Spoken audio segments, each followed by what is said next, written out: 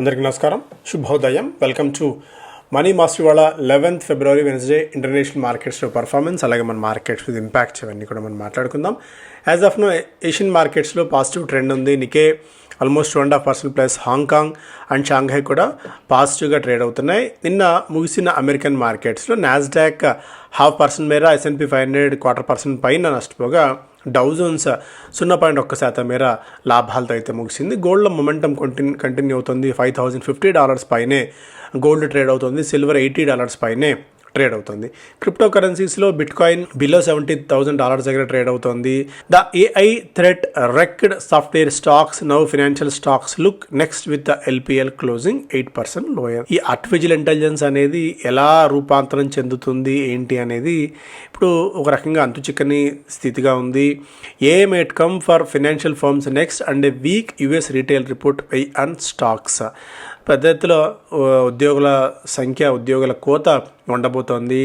దాని cascading effect మేజర్గా మనలాంటి ఎకానమీస్ మీద కూడా ఉంటుంది కొద్ది గొప్ప ఖచ్చితంగా. ఎందుకంటే మనం సర్వీసెస్ మీద ఆధారపడి ఉన్నాం, ఇతర దేశాల నుంచి మార్కెట్ మీద ఆధారపడి ఉన్నాం. ఇప్పుడు ఇంకొకటి H1B visa, republican lawmaker introduce bills to end program. So ఇతర దేశస్తులు యుఎస్లో వచ్చి వర్క్ చేయకుండా H1B వీసా ప్రోగ్రామ్ని పూర్తిగా రద్దు చేయాలి, దాన్ని పూర్తిగా తీసివేయాలన్నట్టుగా కూడా ఒక రిపబ్లికన్ లా మేకర్ ఒక బిల్లును ఇంట్రడ్యూస్ చేయటం.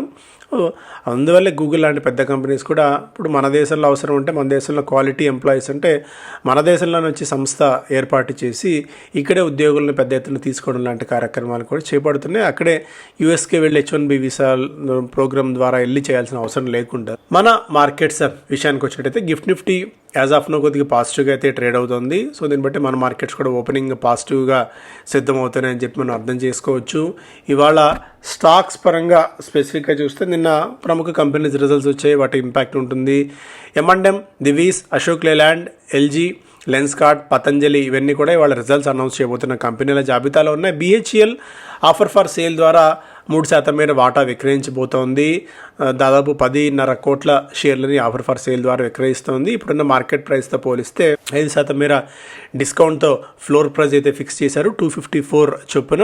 అండ్ అపోలో హాస్పిటల్స్ లాభాల్లో 35% మేర వృద్ధి నమోదైంది. When compare to the last year.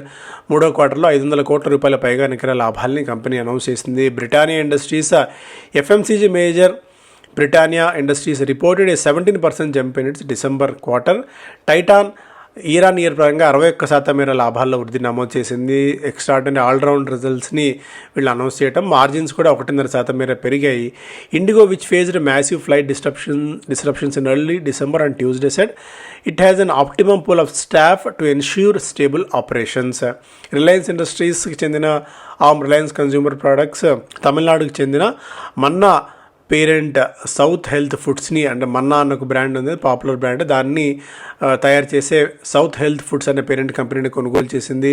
So ఇవన్నీ కూడా మిగిలిన స్టాక్స్ పరంగా ఒకసారి మనం చూద్దాం, మిగిలిన స్టాక్స్లో ఏమైనా యాక్టివిటీ ఉందేమో అని చెప్పి. ఇవాళ ఇంతకుముందు చెప్పినట్టు ఈ కంపెనీస్ అన్నీ కూడా రిజల్ట్స్ అనౌన్స్ చేయబోతున్న కంపెనీల జాబితాలో ఉన్నాయి. Amar Raja, AstraZeneca, Avanti Feeds, Mrs Bector, Divi's Labs, LG equipments, Jupiter Wagons, IRCON International, TBO Tek లాంటి కంపెనీస్ అన్నీ కూడా. ZF కమర్షియల్ రెవెన్యూలో 12% మేర వృద్ధి నమోదైంది. ప్రాఫిట్స్ 12% మేర పెరిగాయి. జూబిలెంట్ ఫుడ్ వర్క్స్ రెవెన్యూ 13% మేర పెరగా ప్రాఫిట్స్లో ఏకంగా 65% మేర వృద్ధి నమోదైంది. మార్జిన్స్ 1% దాకా పెరిగాయి. Prince Pipes revenue 1% down, loss 20 కోట్ల నష్టాల నుంచి 2 కోట్ల రూపాయల నష్టానికి పరిమితమైంది. మార్జిన్స్ 4% మేర పెరిగాయి. ఒక డీసెంట్ రికవరీని ప్రిన్స్ పైప్స్ అయితే చూపిస్తుంది. ఐశ్వర్య మోటార్స్ రెవెన్యూ 23% దాకా ప్లస్, నెట్ ప్రాఫిట్లో కూడా 22% మేర వృద్ధి నమోదైంది. మార్జిన్స్ 1.3% మేర మార్జిన్స్ కూడా పెరిగాయి. ఆయిల్ ఇండియా రెవెన్యూ ఫ్లాట్గా ఉంది. ప్రాఫిట్స్లో 16% మేర క్షీణత నమోదైంది. ఇంతకుముందు చెప్పినట్టు టైటాన్ 61% మేర వృద్ధి నమోదైంది లాభాల్లో.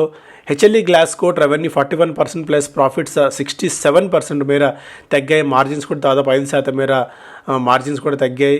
ల్యాండ్మార్క్ కార్స్ రెవెన్యూ 12% మేర పెరగా ప్రాఫిట్స్ 25% మేర వృద్ధి నమోదు చేయగలిగింది. Afcons Infra revenue 7.5% down, profits almost 35% down, margins కూడా 2.5% మేర క్షీణించాయి.